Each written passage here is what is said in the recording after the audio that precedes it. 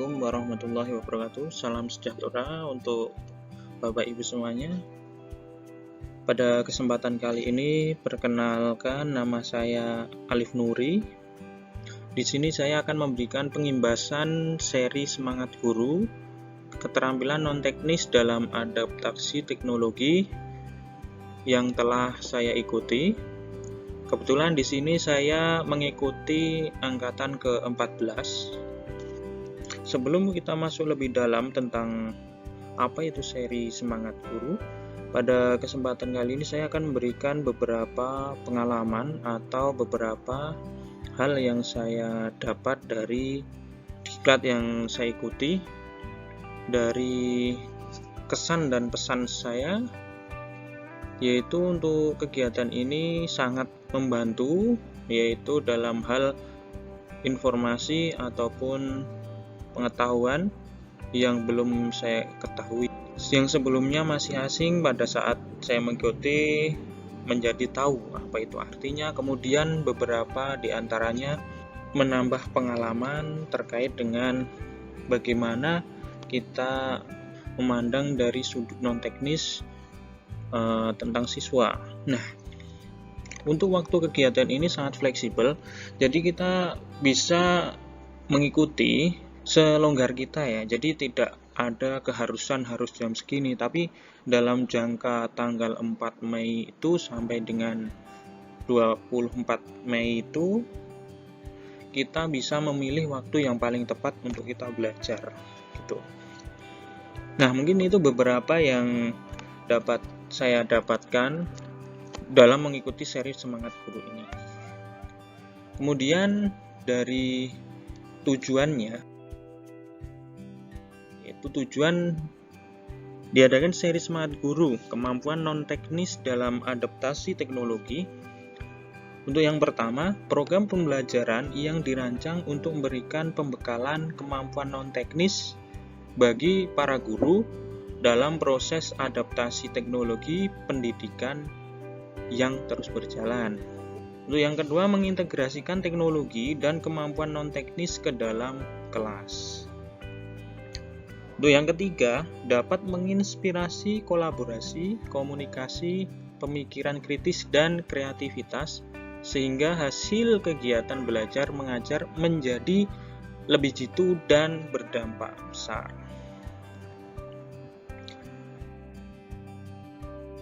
Susunan program seri Semangat Guru, program pembelajarannya diantaranya ada 6 pembelajaran.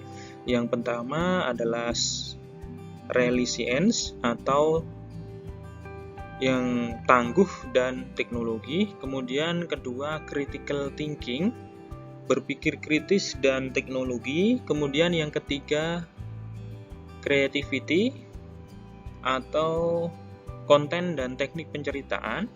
Kemudian Communication, komunikasi efektif. Kemudian yang kelima, Empowered Teacher, penerapan kelas campuran. Kemudian yang keenam, Collaboration, di sini kolaborasi dan dampak.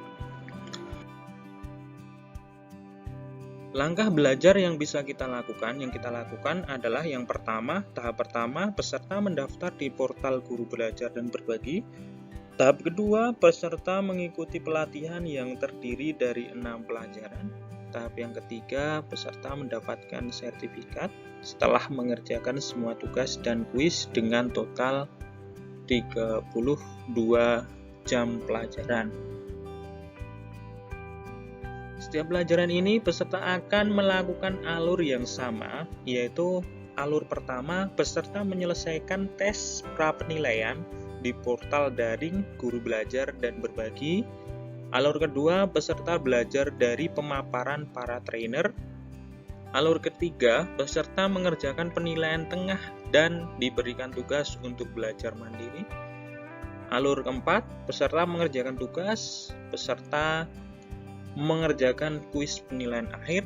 Alur terakhir atau alur kelima, peserta kembali mengerjakan alur yang sama untuk pelajaran berikutnya, sampai total mengerjakan 6 pelajaran.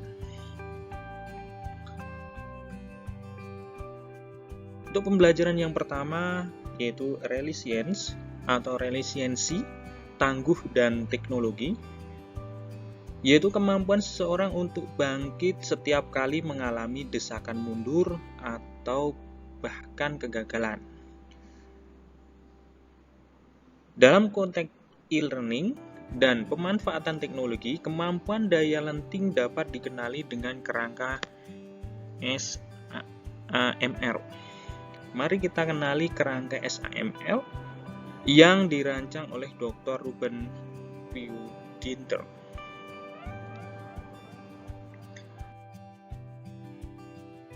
Pertama, tingkat kematangan.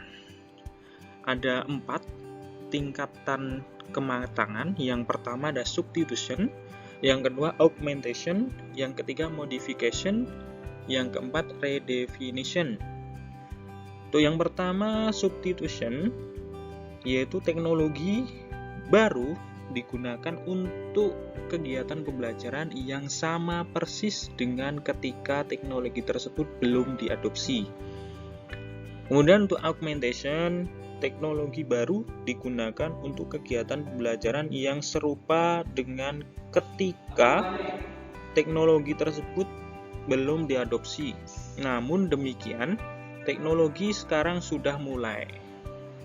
Kemudian modification, teknologi digunakan untuk kegiatan pembelajaran yang sudah dimodifikasi cukup jauh dibandingkan versi sebelumnya.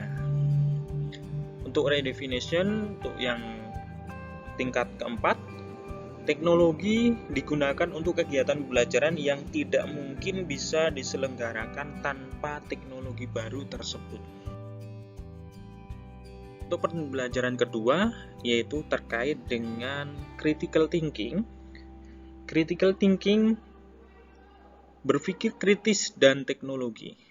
Dari Brooke Knoll dan Richard Parker mendefinisikan berpikir kritis sebagai berikut. Putusan seseorang yang penuh sadar dan hati-hati untuk menerima, menolak, atau menangguhkan penilaian terhadap suatu klaim dan derajat keyakinannya dalam ia menerima atau menolak klaim tersebut. Praktik, saya sadar, saya berpikir. Untuk saya sadar, saya jadi sadar bahwa video-video yang saya buat memang disimak murid-murid saya. Tetapi, pemahaman mereka tidak jauh meningkat. Mereka ternyata melihat video-video yang saya buat karena mereka merasa itu adalah tugas saya untuk mereka. Isinya sendiri seperti kurang berdampak. Kemudian ada saya berpikir, yaitu saya jadi berpikir untuk membuat video yang fokus ke kebutuhan murid-murid saya di kelas. Saya akan sebarkan kuis lewat Google Form. Lewat Google Form saya akan tahu rincian subtopik yang mereka belum paham. Di Google Form saya juga akan memberikan murid kesempatan bertanya. Dari data inilah saya tahu konten video apa yang saya perlu buat untuk pembelajaran murid-murid saya. Kemudian pembelajaran ketiga adalah creativity,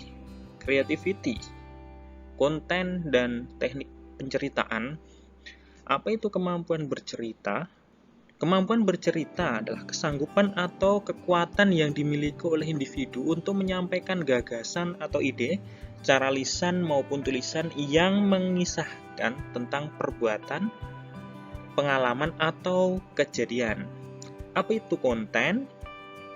Konten adalah segala bentuk komunikasi, terutama audiovisual, yang berisi sebuah informasi, hiburan, atau ajakan.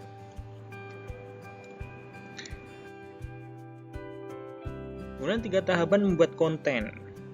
Praktik ini terdiri dari 3 komponen. Yang pertama adalah membuat rencana, yang kedua mengeksekusi, yang ketiga memasarkan. Untuk yang pertama membuat rencana, yaitu berisi mengerti apa masalahnya, Kemudian yang kedua, mengerti apa solusi yang paling tepat.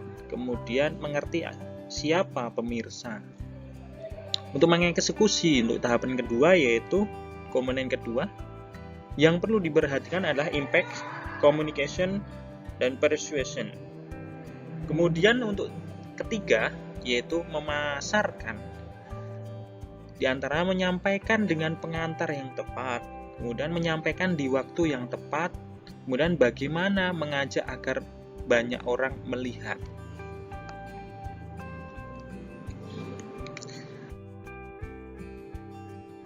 Untuk pembelajaran keempat, communication atau komunikasi efektif. Komunikasi yang efektif adalah proses pertukaran ide, pemikiran, pengetahuan, dan informasi yang disajikan dengan cara yang paling dipahami oleh penerima, sehingga tujuan atau niat dapat terpenuhi dengan sebaik mungkin.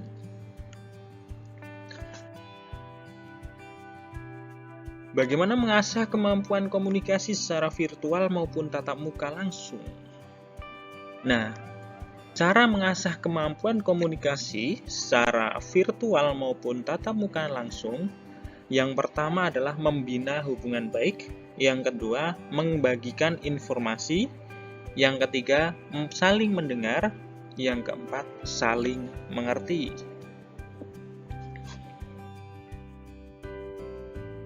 Bagaimana cara menjalankan komunikasi yang tepat dan relevan di kelas online Anda? Cara menjalankan komunikasi yang tepat dan relevan di kelas online, yang pertama, pendek namun efektif. Kedua, jelas. Yang ketiga, sampaikan apa yang harus dicapai. Yang pertama, saya dapat pesan yang akan Anda kirim ke siswa online Anda. Coba kamu menggunakan kata-kata pendek dan tepat. Siswa cenderung baca dan mengerti isi dari sebuah pesan melalui komunikasi yang ringkas dan tertera dengan baik. Yang kedua, pesan Anda kepada siswa tidak hanya harus singkat, tetapi juga harus jelas dan fokus hingga tidak menimbulkan kebingungan di pihak siswa. Yang ketiga, sampaikan apa yang harus dicapai. Ketika berada di ruang kelas online, kadangkala siswa merasa bersikap lebih bebas dibanding ketika berada di kelas fisik. Jadi Anda harus memberikan sekumpulan ekspektasi yang sangat jelas kepada siswa sebelum mereka memulai studi.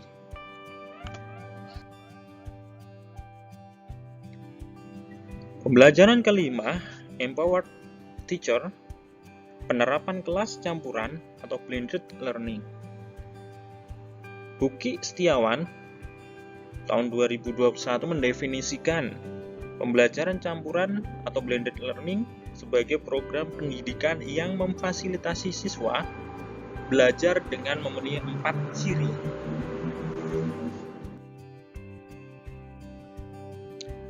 Ciri yang pertama adalah setidaknya mengikuti pembelajaran asinkron yang memungkinkan siswa merdeka mengatur waktu, tempat, alur, dan tempo belajarnya. Yang kedua, setidaknya mengikuti pembelajaran sinkron dengan pendampingan guru pada suatu waktu dengan moda belajar tertentu. Yang ketiga, menghubungkan beragam modalitas program atau mata pelajaran menjadi suatu pengalaman belajar terintegrasi. Yang terakhir atau yang keempat, membantu murid menjadi pelajar merdeka belajar, komitmen pada tujuan, mandiri pada cara, dan reflektif dalam mencapai sasaran berbelajar yang disepakatinya. Beberapa hal yang dialami peserta didik yang mengikuti pembelajaran campuran yaitu: yang pertama, murid melakukan pembelajaran mandiri dengan menyaksikan materi video pembelajaran di rumah. Murid bisa memilih jadwal kapan akan nonton video tersebut Bila sedang ada urusan lain, murid bisa membuat jeda dan dilanjutkan lagi bila sudah selesai urusannya. Setelah itu, murid mengerjakan tugas yang diberikan oleh guru. Kedua, guru meminta murid mempresentasikan tugas yang telah dikerjakan dan mendapatkan umpan balik sesuai hasil pengerjaan murid. Guru bisa memberikan umpan balik terkait materi apa maupun terkait semangat belajar murid. 3. Guru memastikan beragam metode dan media belajar yang digunakan agar terhubung dan menjadi satu kesatuan yang terintegrasi. Jangan sampai pembelajaran pembelajaran sinkronnya tidak terkait dengan pembelajaran asinkronnya. Keempat, guru menyediakan sejumlah alat bantu yang membantu murid atau siswa bisa mengatur jadwal dan pola belajarnya baik di sekolah maupun di rumah. Misal pada akhir pembelajaran, guru memandu murid melakukan refleksi tentang apa pengalaman belajar atas inisiatif sendiri. Apa yang membuat belajar atas inisiatif belajar bisa lebih bersemangat.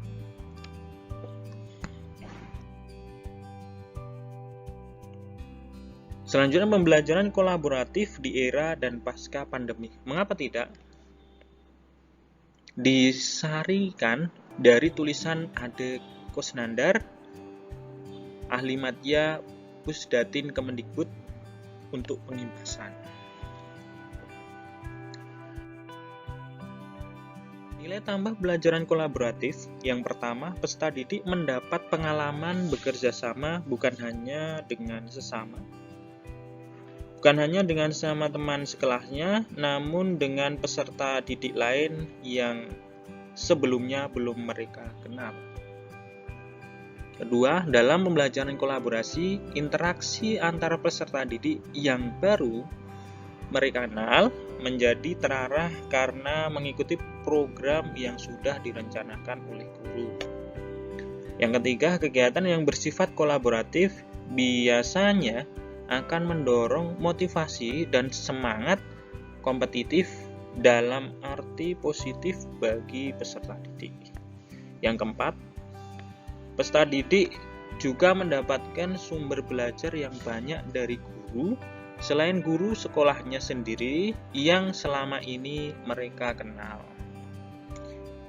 Itu adalah 4 nilai tambah pembelajaran kolaboratif. Model-model pembelajaran kolaboratif. Di sini ada beberapa yang kami tuliskan. Yang pertama, learning together, team game turnamen, group investigation, jigsaw procedure, academic konstruktif kontroversi, cooperative integrated reading and composition. Kemudian complex instruction, team accelerates instruction, cooperative learning structure, student team achievement division. Demikian beberapa hal, sedikit gambaran terkait dengan program guru belajar dan berbagi yang kami ikuti dari seri Semangat Guru. Banyak hal yang lebih menarik lagi selain ini, mungkin ini garis besar dari apa yang sudah saya dapatkan. Untuk lebih kompleksnya nanti Bapak Ibu bisa mengikuti seri Semangat Guru tersebut. Saya kira ini sangat menarik, waktunya juga sangat fleksibel. Tidak harus jam tertentu, tapi kita diberikan waktu yang sangat panjang untuk mempelajarinya dan kita bisa fokus pada hal-hal pada waktu yang kita inginkan. Jadi belajar kita akan lebih maksimal. Mungkin itu dari saya, dari apa yang sudah saya dapatkan, beberapa materi, sedikit materi yang sudah saya dapatkan. Bapak Ibu bisa memberikan komentar di bawah nanti jika banyak kesalahan yang saya sampaikan pada kesempatan ini.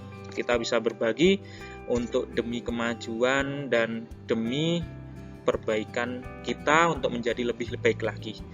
Terima kasih, semoga video ini bermanfaat untuk kita, khususnya saya dan Bapak Ibu semuanya. Saya akhiri. Assalamualaikum warahmatullahi wabarakatuh.